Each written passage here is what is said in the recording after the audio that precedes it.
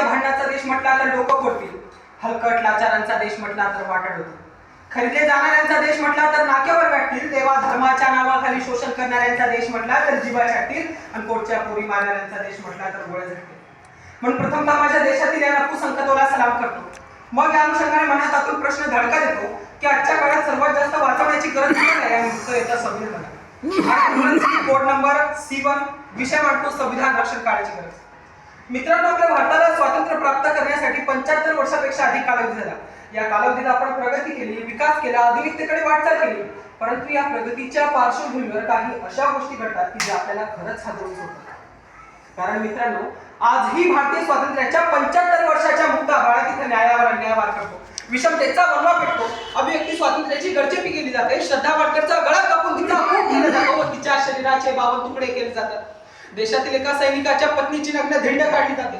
कलकत्त्यात एका डॉक्टर बलात्कार होतो व तिच्या शरीराची लक्केर तोडली जातात आणि मालेगाव मध्ये एका लहानशा चिमुकलीवर अत्याचार होऊन बलात्कार होऊन तिचा खून केला जातो. तेव्हा शर्मेने मानेची कमान होती खाली झुकते आणि मग आठवतं संविधान रक्षण काळाची गरज. आणि तेव्हा कवी प्रदीप यांच्या काही ओळी मला आठवतात.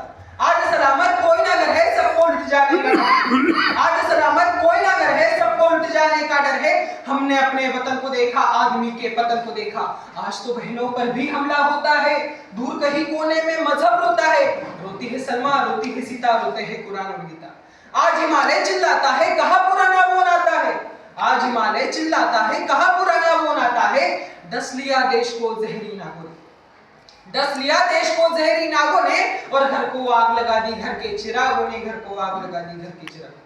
आता मित्रांनो, या जी ओढ आहे ना, घर को आग लगा दी घर के चिरागों ने, त्याचप्रमाणे आज भारतीय संविधानाला भारतीय लोकच आग लावताना आपल्याला दिसतात. आज काही भ्रष्ट राजकारणी स्वतःच्या 5 ते 10 वर्षाच्या राजकीय कालावधीसाठी लोकांचं संपूर्ण आयुष्य पिढ्यानपिढ्या बर्बाद करताना दिसतात. ते जातीच्या नावाने, धर्माच्या नावाने आणि आता तर भाषेच्या नावाने लोकांमध्ये फूट पाडण्याचं काम ते करतात.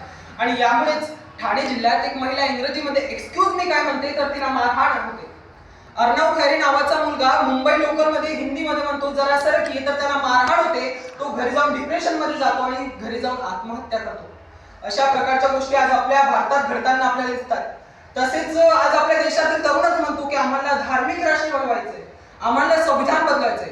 अहो, साधं लग्न झाल्यानंतर 2 भावांना एका घरात राहणं आवडतं, पण मात्र 37 राज्ये, 10 धर्म, 7500 जाती, 145 कोटी लोकसंख्या असलेल्या देशाला पूर्ण 75 वर्ष बांधून ठेवणारा हे संविधान काही जणांना चुकीचं वाटतं, काही तर संविधान बदलण्याचेच बरं वाटतं.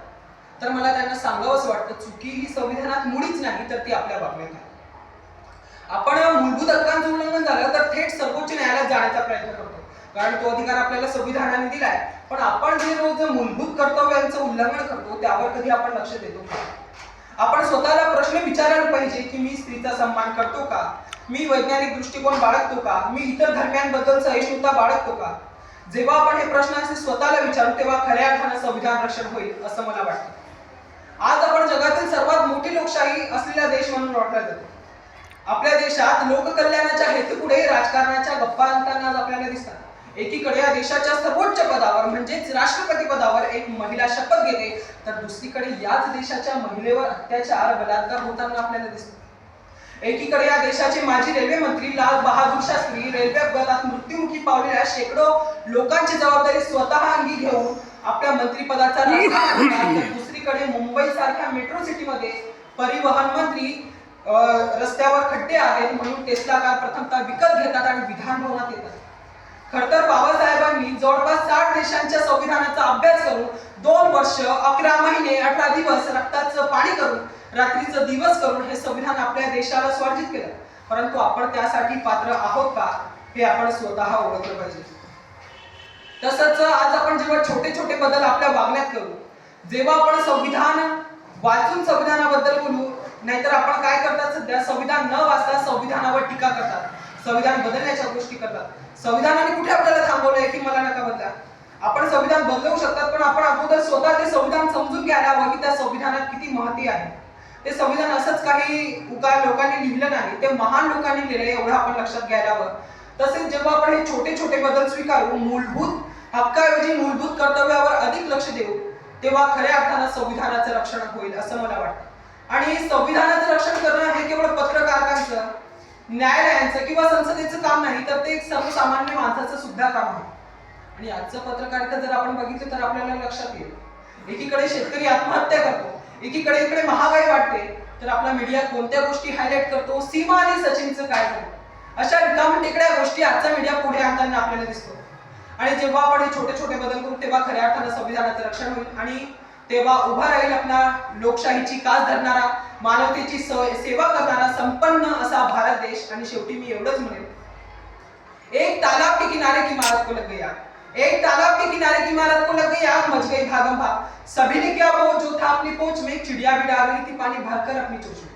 तभी डाल पर बैठा एक कौवा बोला, चिड़िया रानी तेरी चोंच में जितना पानी आएगा उससे तो एक आग का शोला भी नहीं बुझ पाएगा.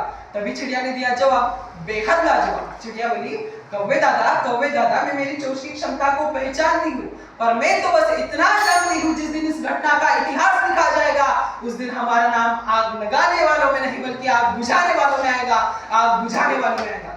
जय हिंद, जय महाराष्ट्र, जय संविधान. धन्यवाद.